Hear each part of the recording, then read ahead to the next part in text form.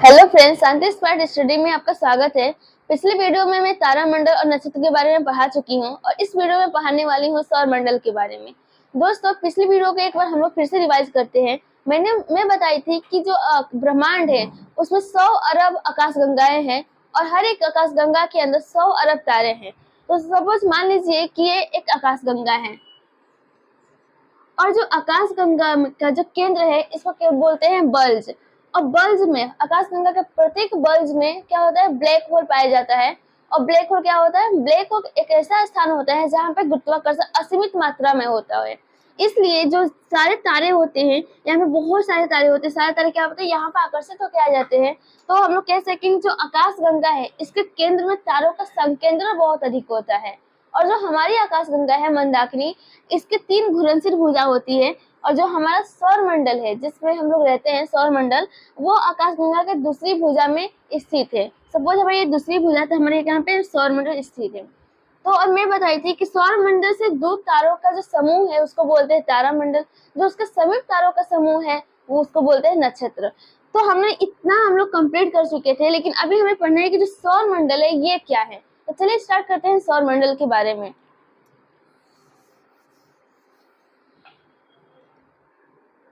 सौर मंडल, दोस्तों जो सौर मंडल है इसमें जो सौर वर्ड है तो इसको इसका मतलब होता है सूर्य। हम लोग कह सकते हैं जो सौर मंडल है 2 वर्ड से मिलकर बना है। तो पहला कौन सा वर्ड है, सौर प्लस मंडल। सौर का मतलब होता है सूर्य और मंडल का मतलब होता है परिवार। तो सूर्य के परिवार को ही क्या बोलते हैं, सौर मंडल बोलते हैं। तो सूर्य के परिवार में कौन कौन से मेंबर आते हैं, हम लोग ऐसा बोल सकते हैं कौन कौन से मेंबर्स हैं। अगर परिवार है तो इसमें कौन कौन से ऐसे ग्रह ग्रह क्या क्या आएंगे। तो सूर्य के परिवार में आता है, तो सूर्य आता है क्योंकि सूर्य एक खुद ही एक नंबर है। तो पहला आता है सूर्य, दूसरा आता है ग्रह। तो कितने ग्रह इसमें आते हैं, 8 ग्रह आते हैं। और तीसरा आता है वो है उपग्रह। और आता है धूमकेतु।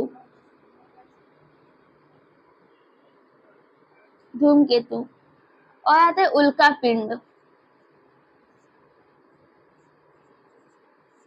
तो इन सब समूहों को क्या बोलते हैं हम लोग, सूर्य का परिवार यानी सौर मंडल बोलते हैं। तो सूर्य के परिवार में कौन कौन से सदस्य आएंगे, सूर्य आएगा, 8 ग्रह आएंगे, उपग्रह, धूमकेतु, उल्का पिंड। इस सारे सदस्यों को मिलाकर ही बनता है सूर्य का परिवार यानी सौर मंडल बनता है। दोस्तों जो सूर्य है, सूर्य एक तारा है। और जब मैं पिछली वीडियो में तारा के बारे में पूरी अच्छी तरह से पढ़ा चुकी हूँ, अगर आपने वो वीडियो नहीं देखा होगा तो प्लीज एक बार जाकर उसको देखिए। तो जो दोस्तों जो तारा है, तो ये जो तारा के पास, तारा क्या होता है, तारा एक ऐसा खगोलीय पिंड होता है जिसके पास इसका स्वयं का प्रकाश हो और स्वयं का उष्मा हो या ऊर्जा हो, उसको क्या बोलते हैं, तारा बोलते हैं। तो तारा क्या है, तारा एक ऐसा खगोलीय पिंड है जिसके पास उसका स्वयं का प्रकाश है और ऊर्जा है, उसको बोलते हैं हम लोग तारा। तो दोस्तों ये तो रहा सूर्य का। अब लेकिन ग्रह किसको बोलेंगे, हमें भी ग्रह के बारे में भी तो जानना है कि ग्रह क्या है, उपग्रह क्या है, धूमकेतु क्या है, उल्का पिंड है। लेकिन जो हमारा इस वीडियो में जिसके बारे में हम डिस्कस करने वाले हैं वो टॉपिक है ग्रह। तो हम लोग ये देखेंगे कि ये जो ग्रह है, ये ग्रह क्या है। तो एक और चीज दोस्तों, जो तारा है जिसके पास प्रकाश और ऊष्मा आता है, लेकिन प्रकाश और ऊष्मा कहाँ से आ जाता है, ऐसा तो नहीं है कि वो अचानक आ जाए। तो कोई ना कोई ऐसा प्रोसेस होता होगा जिसके थ्रू ही प्रकाश और ऊर्जा इसमें आता होगा। तो वो प्रोसेस है इस प्रोसेस को जानते हैं न्यूक्लियर फ्यूजन के नाम से।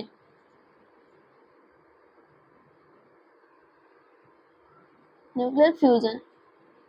अब न्यूक्लियर फ्यूजन क्या होता है, मैं जो तारा पढ़ाई थी तो उस वीडियो में बताई थी कि जब वहां विस्फोट हुआ था तो उस समय पे जगह जगह पे हाइड्रोजन गैस के बादल बनना शुरू हो गए थे। और उन बादलों के पास असीमित मात्रा में गुरुत्वाकर्षण बल था जिसकी वजह से वो बादल एक दूसरे को आकर्षित होने लगे। और जो हाइड्रोजन था वो हीलियम में कन्वर्ट हो गया। तो क्या हुआ, हाइड्रोजन हीलियम में कन्वर्ट हो गया। तो हाइड्रोजन से हीलियम बनने का जो प्रोसेस है इसी को बोलते हैं न्यूक्लियर फ्यूजन। Nuclear fusion.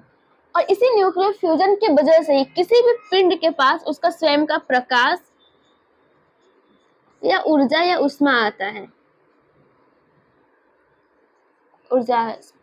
अगर किसी पिंड के पास, किसी खगोलीय पिंड के पास उसका स्वयं का प्रकाश हो, ऊर्जा हो, तो उसको क्या बोलते हैं? तारा बोलते हैं। ठीक वैसे ही जो हमारा सूर्य है, इसके पास भी ये प्रकाश है, ऊर्जा है। ये किस कारण से है? Because of the nuclear fusion की वजह से है। तो ये था सूर्य के बारे में। अब ग्रह के इस टॉपिक को फिर शुरू करते हैं हम लोग।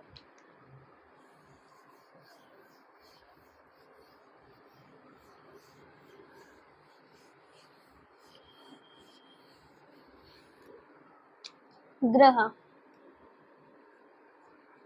इसको इंग्लिश में बोलते हैं प्लेनेट।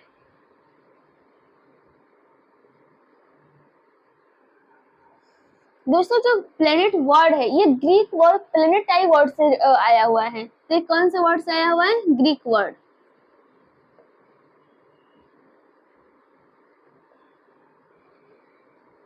प्लेनेटाई।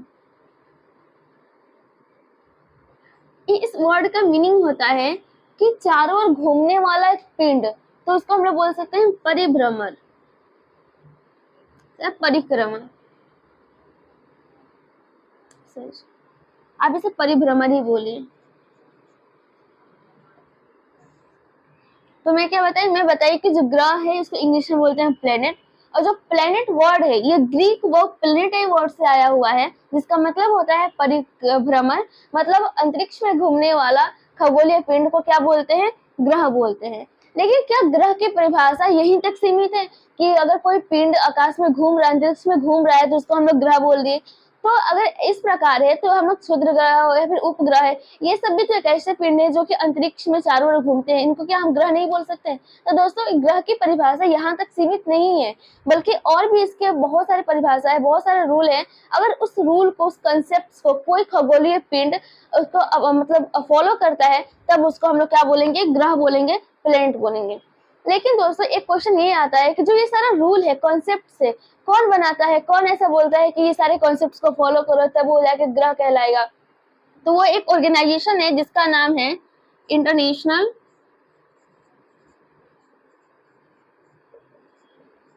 इंटरनेशनल एस्ट्रोनॉमिकल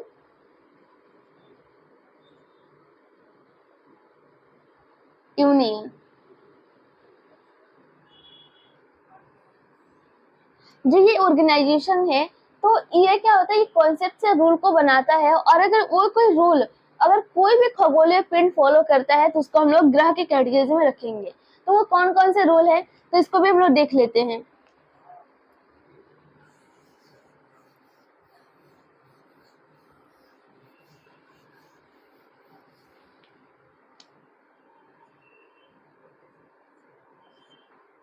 तो पहला रूल ये है कि कोई भी खगोलीय पिंड वो सूर्य के चारों ओर एक निश्चित पथ पर परिक्रमा करना चाहिए।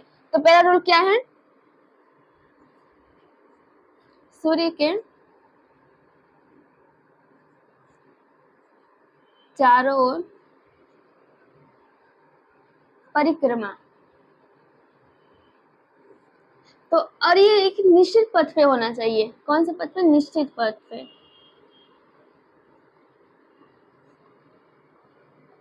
अभी निश्चित पथ से क्या संबंध है दोस्तों? अगर देखिए, मान लीजिए ये सूर्य है, अगर ये कोई ग्रह है और ये क्या है? इसका परिक्रमा कर रहा है, तो इसका एक अपना पथ, एक अपना रास्ता होना चाहिए जहां पे ये परिक्रमा करे। ऐसा नहीं है कि अगर कोई यहाँ पे कोई दूसरा ग्रह इस परिक्रमा कर रहा है, तो ये जो ग्रह है इसके लाइन में, इसके पथ पे चला जाए, तब वो रूल, इसका पहला रूल क्या होगा? वो गलत साबित होगा, जिसकी वजह से हम उसे ग्रह नहीं कहेंगे। तो पहला रूल ये है कि सूर्य के चारों ओर परिक्रमा करना चाहिए, वो भी एक निश्चित पथ पर करना चाहिए, तो उसको क्या बोलेंगे? ग्रह बोलेंगे। सेकेंड रूल है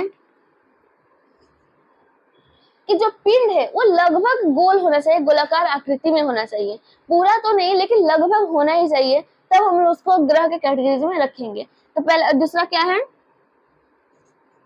उसकी आकृति लगभग गोलाकार होनी चाहिए।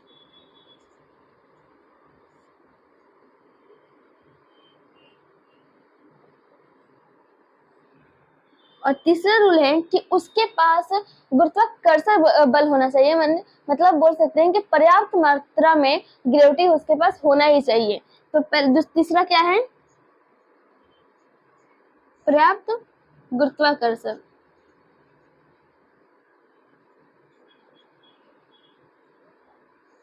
पर्याप्त गुरुत्वाकर्षण बल होना चाहिए। तो ये था 3 रूल। तो एक बार फिर से रिवाइज करते हैं।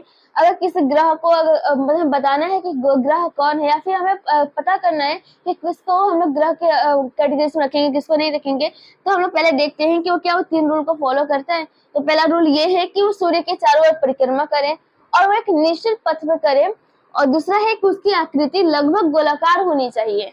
और तीसरा है कि उसके पास पर्याप्त मात्रा में गुरुत्वाकर्षण बल होना चाहिए। अगर वो इस तीनों रूल को कोई भी एक खगोलीय पिंड फॉलो करता है तो उसको हम लोग क्या बोलेंगे? ग्रह बोलेंगे यानी प्लेनेट बोलेंगे। दोस्तों ये है कि सूर्य का चारों ओर परिक्रमा, लेकिन कौन सी दिशा में करे? तो ये परिक्रमा कौन सी दिशा में करता है? पश्चिम से पूर्व।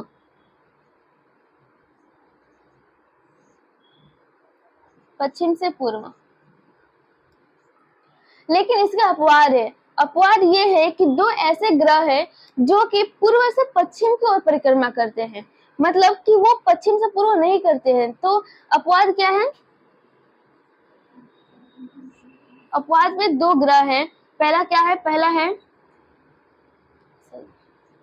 शुक्र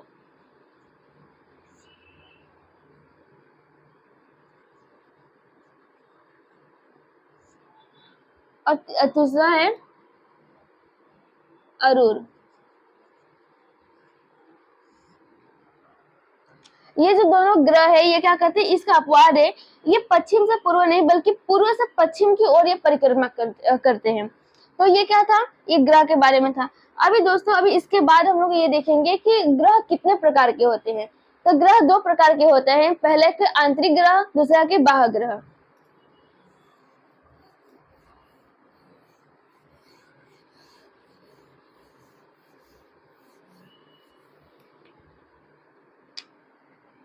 तो पहला कौन सा है? आंतरिक ग्रह।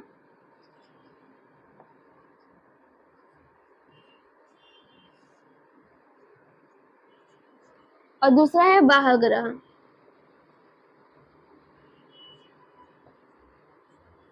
लेकिन मैंने आपको ये बताया ही नहीं कि ग्रह कौन कौन से हैं। इतना तो बताया मैं कि 8 ग्रह है, लेकिन कौन कौन से ग्रह है? तो पहला जो ग्रह है वह है बुध, दूसरा है वो है, पहला ग्रह क्या है? बुध है। दूसरा कौन सा ग्रह है? शुक्र। और तीसरा है पृथ्वी। और चौथा है वो है बृहस्पति, सॉरी मंगल।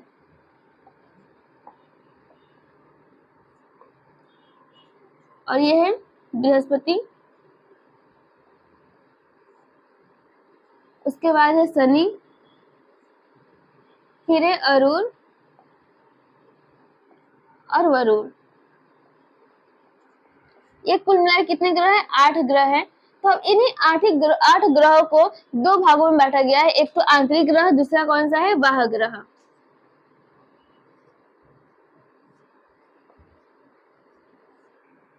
बाह्य ग्रह। तो आंतरिक ग्रह में किस ग्रह को कंसिडर करेंगे? तो आंतरिक में इन 4 जो बुध, शुक्र, पृथ्वी, मंगल, जो ये 4 ग्रह है इसको हम लोग आंतरिक ग्रह बोलते हैं। और बाकी के जो 4 ग्रह है बृहस्पति, शनि, अरुण और वरुण, इनको हम लोग बाह्य ग्रह के रूप में कंसिडर करते हैं। तो आंतरिक ग्रह में कौन कौन से आएंगे? बुध, शुक्र, पृथ्वी और मंगल। और बाह्य ग्रह में बृहस्पति, शनि, अरुण और वरुण। लेकिन इसको आंतरिक ग्रह, इसको बाह्य ग्रह ऐसा क्यों बोलते हैं? क्योंकि दोस्तों जो कि सन, यहाँ पे सन है, जो सौरमंडल का जो केंद्र है, केंद्र में क्या है? सूर्य है। और इसको सूर्य को सौरमंडल का प्रधान भी बोलते हैं। तो ये सूर्य है और ऐसे करके बाकी सभी ग्रह है, 4 ग्रह ऐसे। और जो बीच में है 4 ग्रह के बाद से बीच में एक क्षुद्र पट्टी है जहाँ पे बहुत छोटे छोटे ग्रह है। तो इसका बीच में क्या है? एक पट्टी है। फिर इसके बाद से 4 ग्रह है। तो इस सूर्य और ये जो छोटी पट्टी है, इनके जो बीच में के ग्रह हैं इनको क्या बोलते हैं? आंतरिक ग्रह, क्योंकि ये अंदर की ओर है। और जो छोटी पट्टी के बाहर की ओर जितने भी ग्रह है उसको क्या बोलते हैं? बाह्य ग्रह बोलते हैं। और आंतरिक ग्रह को एक और नाम से जाना जाता है, वह है चट्टानी ग्रह।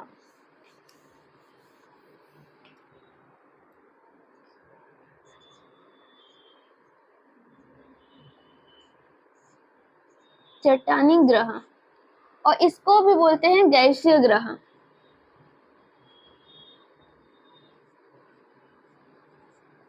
इसको चट्टानी ग्रह इसलिए बोलते हैं क्योंकि जो आंतरिक ग्रह है, जो ये 4 ग्रह है, बुध, शुक्र, पृथ्वी, मंगल, ये सब क्या चट्टानों से मिलकर बने हुए हैं, इसलिए इसको चट्टानी ग्रह के नाम से भी जाना जाता है। दूसरा है गैसीय ग्रह। जो बाह्य ग्रह है, बृहस्पति, शनि, अरुण, वरुण, ये सब गैस से मिलकर बने हुए हैं। और कौन कौन से गैस से मिलकर बने हुए हैं? हाइड्रोजन और हीलियम से मिलकर बने हुए हैं, इसलिए इसको गैसीय ग्रह भी बोला जाता है।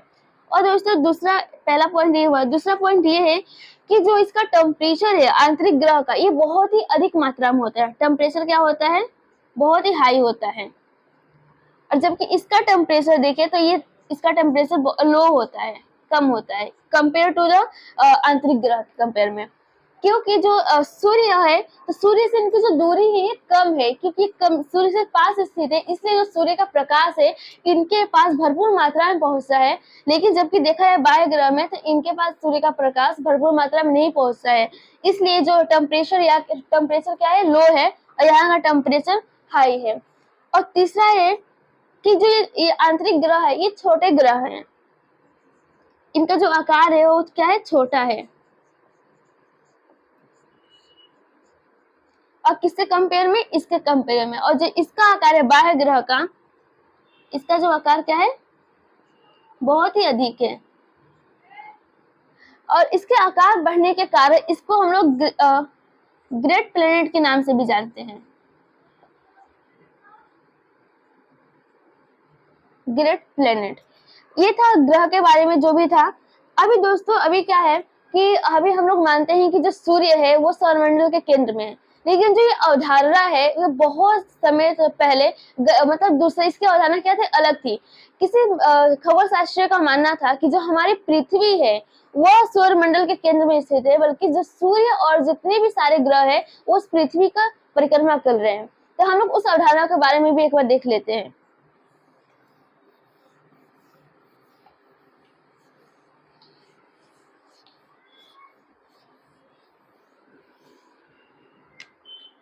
एक 140 ईस्वी में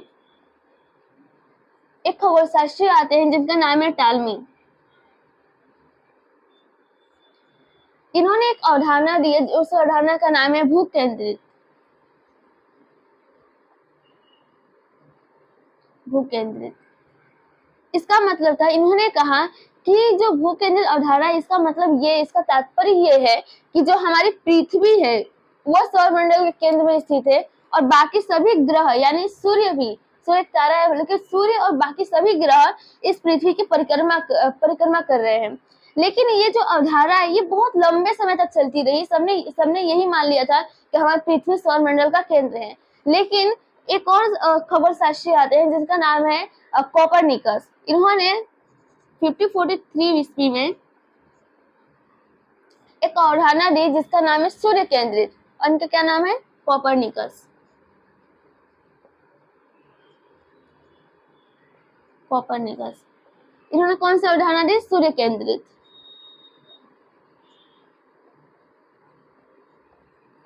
सूर्य केंद्रित मतलब, सूर्य केंद्रित मतलब सूर्य क्या है? सौरमंडल के केंद्र में है, और पृथ्वी सहित बाकी सभी ग्रह इस सूर्य का क्या परिक्रमा कर रहे हैं। तो ये क्या अवधारणा कोपरनिकस ने दी थी। और जो कोपरनिकस जो थे, इनको सौरमंडल का खोज के लिए माना भी जाता है। क्या? इन्होंने सौरमंडल की खोज की थी। इन्होंने सौरमंडल की क्या की थी? खोज की थी। और खोज कब की थी? ये 1543 ईस्वी में ही की थी। और इन्होंने परिक्रमा भी, सूर्य केंद्रित परिक्रमा 1543 ईस्वी में ही दी थी। और ये पोलैंड के निवासी थे। तो इस वीडियो में हम लोग इतना पढ़ेंगे। नेक्स्ट वीडियो में हम लोग किसी प्लेनेट, जो बुध प्लेनेट है, इसके बारे में हम लोग स्टडी करेंगे। तो थैंक यू।